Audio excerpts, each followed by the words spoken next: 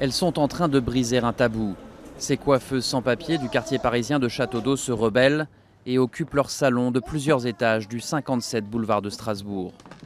On travaillait dans de mauvaises conditions, vu qu'on n'avait pas de repos en tant que tel. Et on venait du lundi, c'est-à-dire de 8h30 jusqu'à 23h, du lundi au samedi.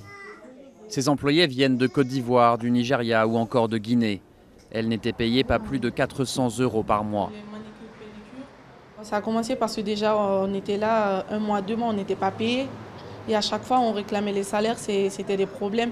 Le printemps il se disait ouais, comme on n'a pas de papier, on n'est pas déclaré, donc de toute façon on n'a pas où aller se plaindre pour avoir notre argent.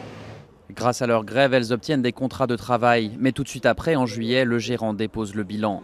La CGT qui soutient ses employés a porté plainte pour faillite frauduleuse et traite des êtres humains. C'est-à-dire qu'il y a 2-3 personnes qui, en fin de compte, gèrent officieusement tout le quartier Château-d'Eau et placent des gérants de fait qui sont là, mais qui ont été placés par des personnes qui ferment, ouvrent telle boutique, exploitent volontairement des personnes en situation de vulnérabilité. La CGT explique que tant qu'elles n'auront pas de papier, la lutte restera ardue.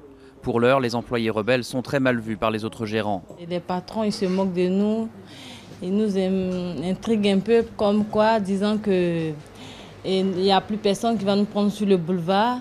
Souvent, dehors, on nous appelle la CGT, pas notre nom, on nous appelle la CGT. Ni la préfecture de police, ni l'association des gérants de salons de coiffure du quartier n'ont donné suite à nos sollicitations. Le maire du 10e arrondissement, le socialiste Rémi Féraud, lui soutient le mouvement des coiffeuses. Lorsque les salariés eux-mêmes, en situation d'exploitation, ne réclament pas que le droit du travail soit appliqué, c'est très compliqué. Là, il y a une chance, en effet.